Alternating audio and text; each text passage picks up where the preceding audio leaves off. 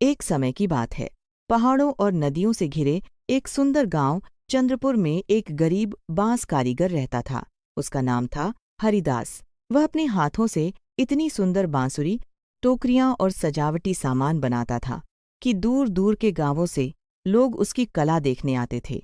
उसी घर में उसकी बेटी गौरी रहती थी। गौरी बचपन से ही अपने पिता के साथ बैठकर बांस को आकार देना सीखती थी, लेकिन उसकी सबसे बड़ी कला थी बांसुरी बनाना। जब गौरी बांसुरी बजाती तो ऐसा लगता जैसे हवा भी रुककर उसकी धुन सुन रही हो। गांव के लोग कहते, इस लड़की की बांसुरी में जादू है। समय बीतता गया और गौरी की कला पूरे इलाके में मशहूर हो गई। लेकिन एक साल भयंकर सूखा पड़ा। खेत सूख गए, तालाब खाली हो गए और गांव में भूख फैल गई। उसी दुख में गौरी के पिता बीमार पड़ गए और कुछ ही दिनों में दुनिया छोड़ गए। गौरी अकेली रह गई। उसके छोटे से घर में बस कुछ अधूरी बांसुरियां और पिता की यादें बची थीं। कई दिनों तक वह टूट चुकी थी, लेकिन फिर उसे अपने पिता की बात याद आई। बांस चाहे कितना भी सूख जाए, अगर उसमें सही सुर फूंका जाए तो वह फिर गूंज उठता है। बस उसी दिन से गौरी ने फैसला कर लिया कि वह हार नहीं मानेगी। उसी राज्य में हर साल शरद उत्सव नाम का एक बड़ा मेला लगता था। वहाँ कलाकार अपनी कला दिखाने आते और राजा खुद विजेता को सम्मान देते। गौरी ने भी तय किया कि वह इस बार अपनी बनाई बांसुरियां मेले में लेकर जाएगी। मेले का दिन आया। चारों तरफ रंग बिरंगी दुकानों की कतारें, ढोल, नगाड़ों की आवाजें और लोगों की भीड़ थी। गौरी ने एक छोटी सी दुकान लगाई जहां उसकी बनाई बांसुरियां सजी थीं। उसी मेले में राज्य का युवराज वीरेंद्र भी आम आदमी का भेष बदलकर घूम रहा था। उसे हमेशा से महल की शानों शौकत से ज्यादा आम लोगों के बीच रहना पसंद था। तभी उसकी नज़र गौरी की दुकान पर पड़ी। वह एक बांसुरी को देखकर रुक गया। उसने उसे हाथ में लिया और पूछा, क्या ये तुमने बनाई है?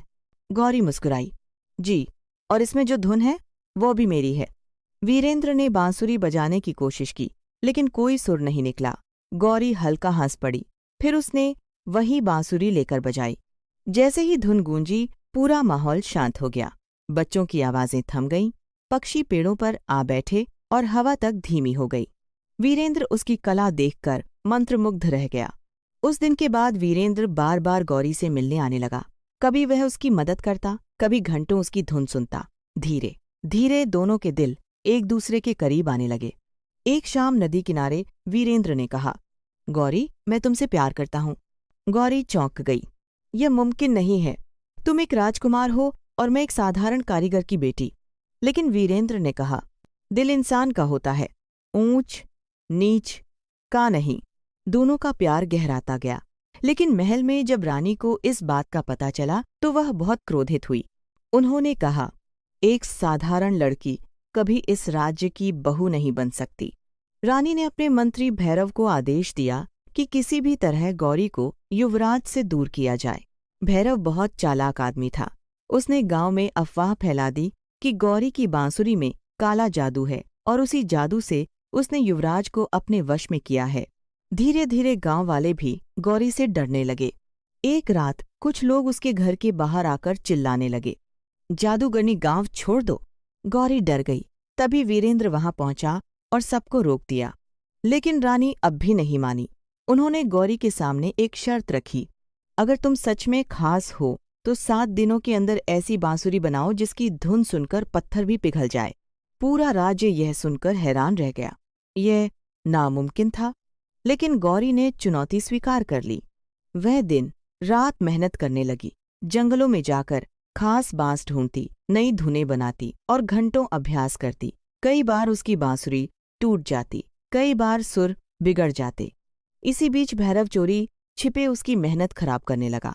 रात में उसकी बांसुरियां तोड़ देता, कभी बांस छिपा देता। लेकिन वीरेंद्र हर कदम पर उसका साथ देता रहा।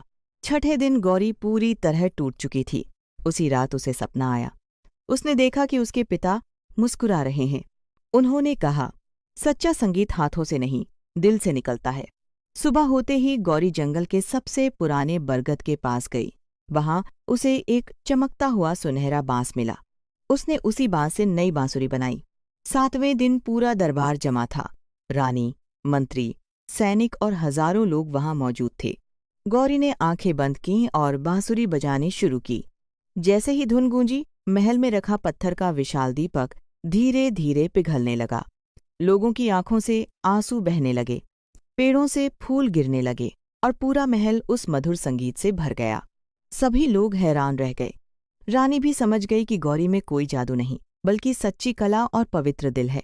उन्होंने गौरी को गले लगा लिया और कहा, आज से तुम सिर्फ एक कारीगर की बेटी नहीं, इस राज्य की राजकुमारी हो।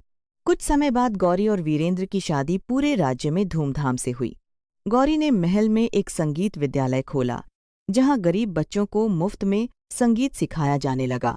धीरे धीरे चंद्रपुर कला और संगीत का सबसे बड़ा केंद्र बन गया। और लोग आज भी कहते हैं, सच्ची कला और सच्चा प्यार कभी हारते नहीं। इस तरह एक साधारण बांसुरी बनाने वाली लड़की की कहानी पूरे राज्य की प्रेरणा बन गई।